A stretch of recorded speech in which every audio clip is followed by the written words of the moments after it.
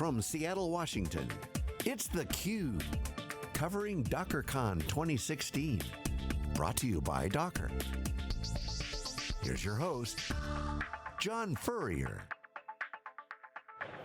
Okay, welcome back everyone. We are here live in Seattle, Washington for DockerCon 2016.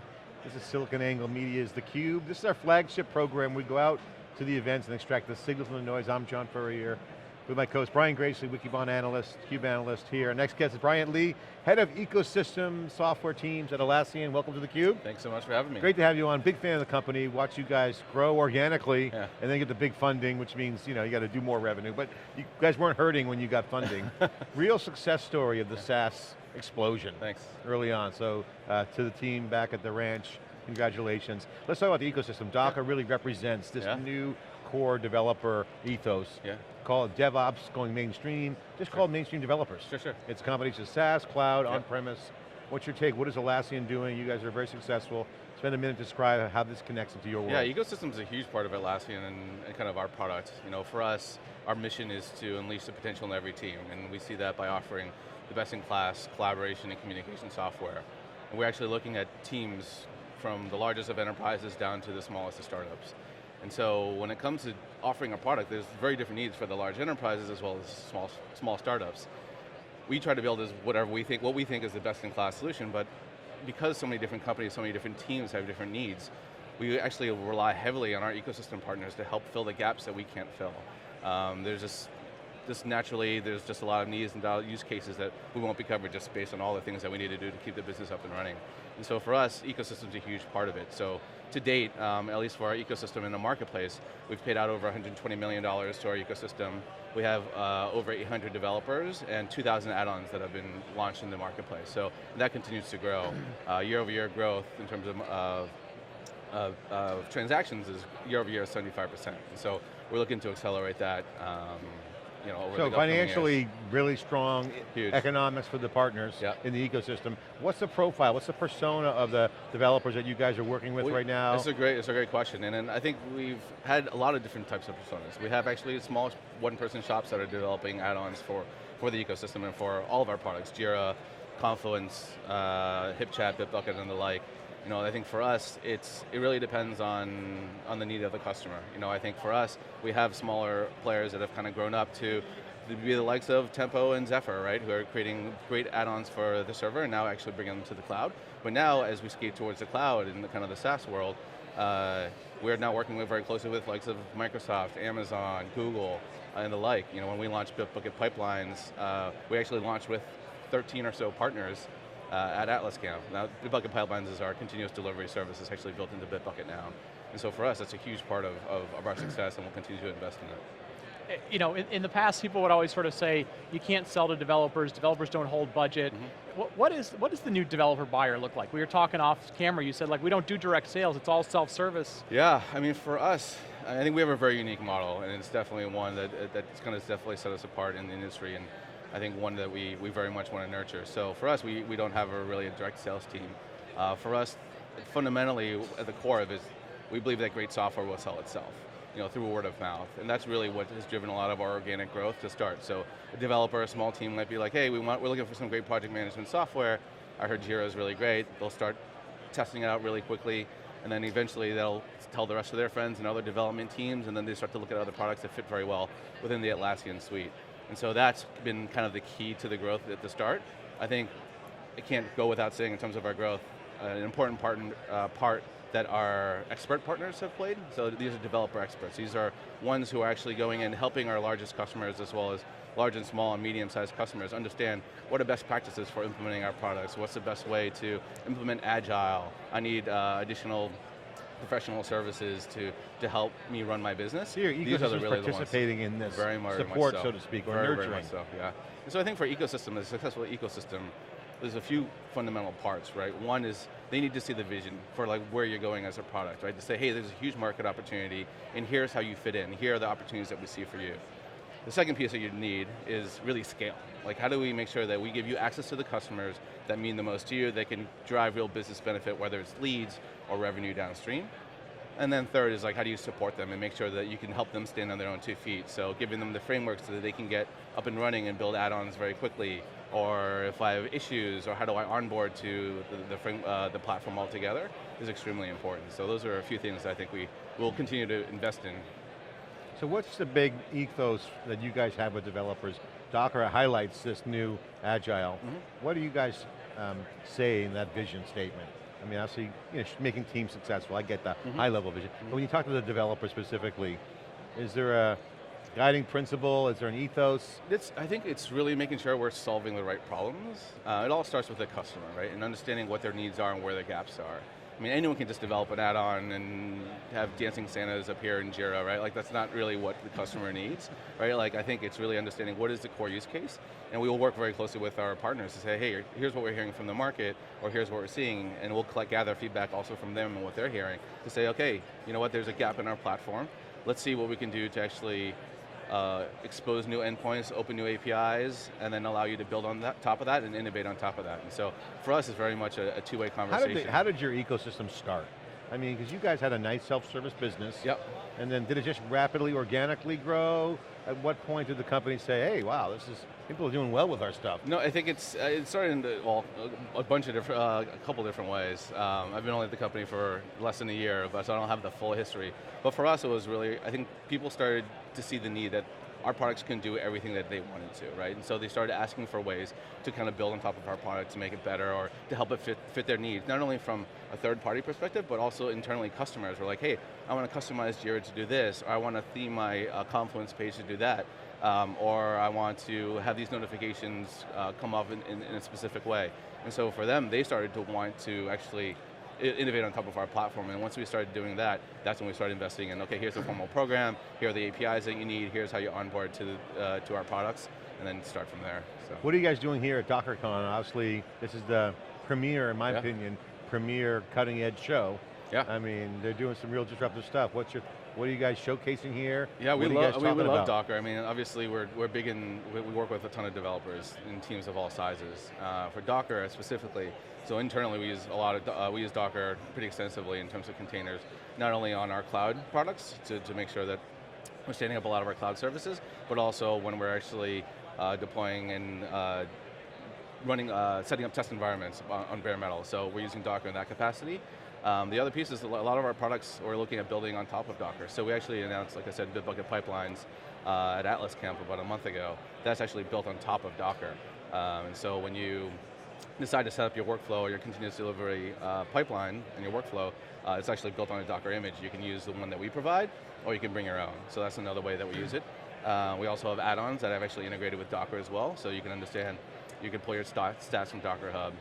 And then lastly, we officially support images for Bitbucket, Confluence, as well as Bamboo on Docker Hub now. So from a DevOps perspective, right, you can, if we're trying to test out different integrations or add-ons, you can set these environments up pretty quickly using these images, but also when people are actually deploying our products, Confluence Server, Bitbucket Server, in their environment, they can do that using the images as well. So again, we're big fans of Docker and what they're doing.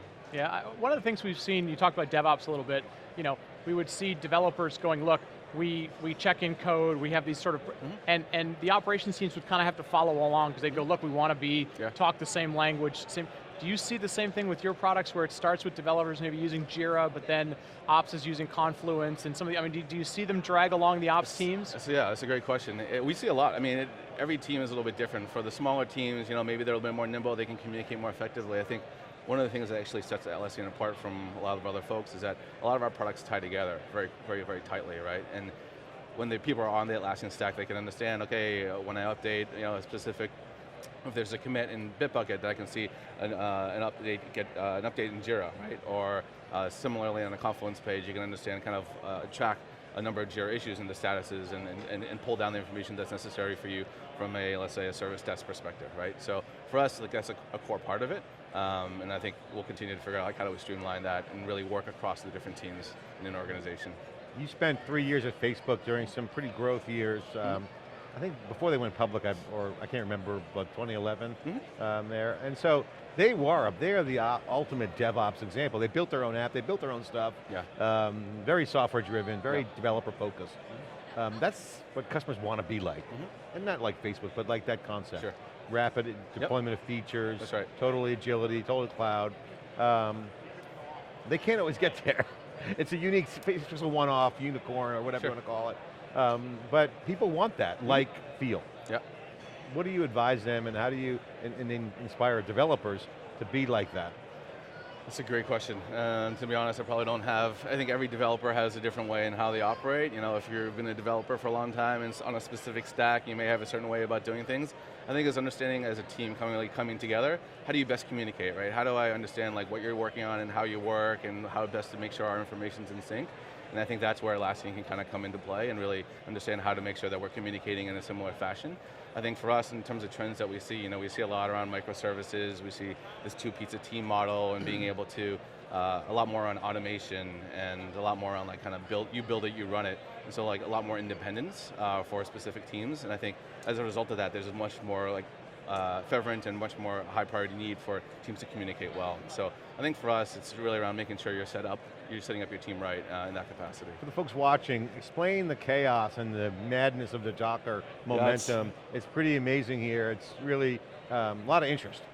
How do you sort out kind of where, the microservices, I got Kubernetes, I got this, I got southbound APIs, I got, all the stuff that Docker wants to own, the ecosystem's filling in. It's kind of confusing. It is. There's a lot of people. It's amazing. How would you sort that out? I think, to be honest, I'm still trying to sort it out right now. I mean, we've had so many people come by the booth who are very technical around, how do you guys use containers? How can I deploy, Confluence? How can I deploy Jira and Bitbucket using containers? To some people who are still trying to figure out like how to best leverage containers in their environment and how best to actually work with Atlassian. I think at the end of the day, I think the questions, the demand is insane and the number of customers, we're talking to a very large Fortune 500, Fortune 100 companies that have been dropping by the booth. I think for us what's great is this one of the things that I'm kind of peeling out is that the need for like kind of best practices and how to Do you have one of those right now where you show people? In terms of best practices? Yeah, with Docker? Probably, I'm not quite sure. Actually, no, I should probably go back and check to see what we do have. We definitely have points of view on it internally. I think we probably should be doing more on that side. It's a work in progress. It's still a work in progress, but we've been working very closely with Docker to figure out like how do we try to train people on this and some of these practices. Because you got to make it easy. You have a tough crowd to please. Yeah. Right? You can't just throw something over the transom. They'll crush you. Yeah. You got a very active community. As you can hear, they're getting restless over here. Yeah, all the giveaways are going on now. All the swag is out there. Yeah. All right, so what's the coolest thing you've seen here? The coolest thing, there's a lot of yelling going on. There's a lot on. of great stuff. I think it's one of the coolest things I've seen is just, I think it's more just the type of conversations that are happening, right? Yeah. And like how the types of questions and the conversations are just really around like, how do I actually get this into my company now? It's no longer like, is this a viable product? Is this a viable service? Is it containers a thing? I think we've all kind of checked that box now. And it's really understanding how to best leverage containers in like the DevOps, the IT ops, or whatever kind of ops type of scenario. And I think that's probably been the most interesting thing for me is like the level of the conversation and how granular they're getting is really, there's a thirst for more hand-holding, best practices, how to best use Docker, Kubernetes, Mesosphere. They're all doing amazing things, and so I think it'll be interesting to see kind of what comes out over the next 6 months. Have we reached a tipping point yet? People have been talking about, more applications are going to be customer-facing than internal-facing. Have we reached that tipping point yet? Are we getting close to it where, that developer focuses on outbound products, outbound customer interaction, as opposed to, the productivity internal stuff? Personally, I think you see both. A lot of it. I don't think one can really exist without the other. There's not, again, one solution that fits all. And so I think internal teams will just have a lot of different needs. I think we see a lot of teams, for instance, pushing, like DevOps are using a lot of stuff in the cloud, but in production they're still using it, behind the firewall. So everyone will have different ways in terms of how they operate and set things up, but also internally the tools that you need to kind of communicate, to coordinate those types of the type of operation. Obviously, you'll still need to make sure that you have good internal tools as well. What's the vision? You mentioned vision, scale, support. Yeah. Take a minute to explain the vision, the scale you guys bring, and how you support developers. Yeah, I think for us, the vision is really around ecosystem. Are you talking about Atlassian overall? Yeah. So Atlassian overall, again, is And is specifically really, the ecosystem specifically that the you're ecosystem. serving. Yeah, I think for us, and we had actually our big developer event, Atlas Camp, just last month in Barcelona, attended by over 500 or 600 attendees. They all kind of descended upon Barcelona, and we kind of shared with them our roadmap. I think for us, the vision was like, we're continuing to invest in the ecosystem. It's a huge part of where we're going. Cloud we see as a huge growth lever for our business, and we're going to continue to invest in that. The server also is a huge opportunity, but the needs for the developers that are working on the server are very different from the needs of developers that are working from the cloud. And so from that perspective, we're making sure that whether it's Bitbucket, and you're seeing things around pipelines, as well as kind of much tighter integration between Bitbucket and Jira, you're going to start to see more innovation on that side. Jira Service Desk, we actually announced kind of Connect for Jira Service Desk, which is our kind of IT service desk option product. That's opened up, so you'll see a lot of integrations kind of coming in on that side. HipChat, again, continues to get invested in as well, so we'll continue to invest in the ecosystem and build new integrations on that side. And then Confluence as well, we just launched theming for the cloud, and there's a lot more different use cases that we're looking at. So we kind of laid that kind of... HipChat competes with Slack. Yes, HipChat competes with Slack. So from a vision perspective, this is what we see as the opportunity, and we also kind of paved the way in terms of, here's what customers are asking for, right? And then in terms of kind of scale, I think that's one of the big things that we're actually investing in the ecosystem side, is how do we kind of make sure that people are seeing the success that they need to kind of continue to develop on our platform. So you'll see us do a lot more co-marketing, trying to kind of help promote our partners and understand kind of the value that they bring to the table in a much more core part of our messaging. And then thirdly, in terms of support, we're doubling down in terms of our developer experience and making sure we have the right documentation in place, the best practices in place. We're kind of redoing how we do the whole the hello world type of apps. And so there's a lot, and we're also investing a lot more in terms of support and kind of consolidating a lot of different support channels across products. So for us, there's investment going in. Any events coming up for developers, or the big tent event? The big one will be Summit, which is going to be in October, second week in October, so that's going to be in San Jose. That's our big customer event. We're shooting for north of 4,000 attendees there. That's going to be where we talk a little bit more about the innovations and the roadmap for our products to our customers, so they understand how we're continuing to answer the needs and answer the calls that they have. And then also our developers will be there as well to help, That's a big tent event. It's a big tent event. All right, Bryant Lee, thanks for joining us on theCUBE. Thank you very much for having me. Sharing the update on Atlassian, all the work you got going on with the ecosystem. A lot of money to be made. You guys are doling out a lot of cash, a lot of value, and also a robust opportunity for developers to contribute in the value and participate in the rewards. We are theCUBE doing our share, bringing you the signal from the noise here at Seattle for DockerCon 2016. I'm John Furrier Brian Gracely. We'll be right back with more live coverage after this short break.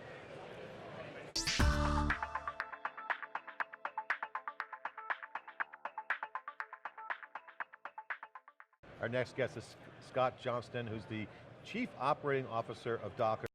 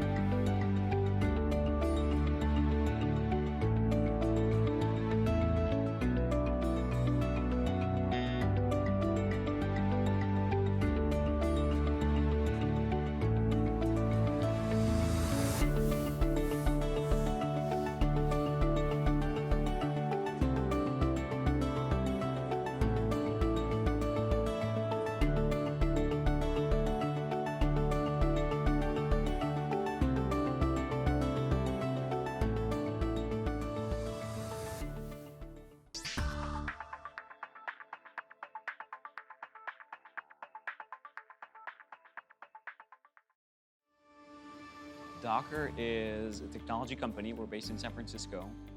And Docker is the creator of a technology platform based on software containers.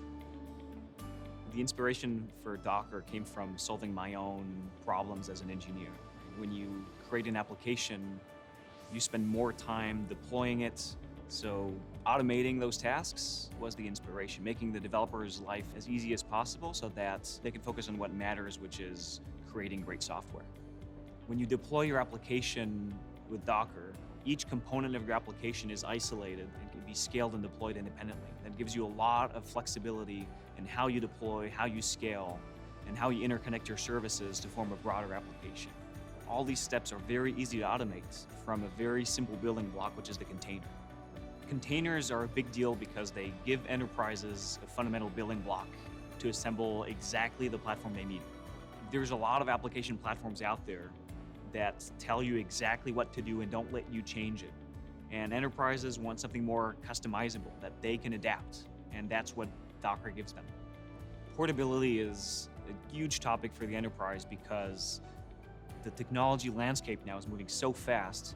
Who knows what you're going to use next year, right? What platform, what language, what database. The only way to prepare for change is to use a platform, a framework that can adapt to that change. And that's exactly what containers do. They give you a unit to incorporate change on your own terms. As exciting as containers are now, it's only getting started. The model's changing, the architecture is changing, the impact on the business is changing. And containers and Docker are part of this change, but it's a much, much bigger change than any one company.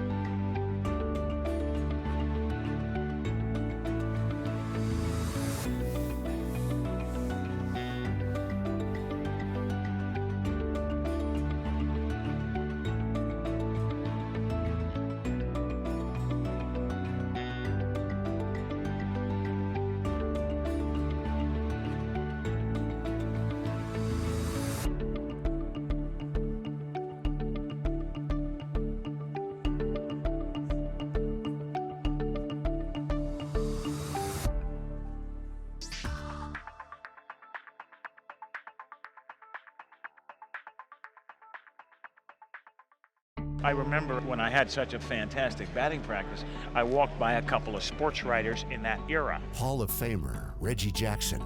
It was like, you were rocking it out there. I kind of hope I didn't leave it out here. Reggie Jackson. When the game started, I got back in that moment. I got back in what was live, what was now. Goodbye. I went and did something with ESPN earlier this year with Stephen Curry. They said, Reggie, we want you to come up and watch his practice, his pregame. You know, it was very similar to your batting practice where people come out and watch, etc.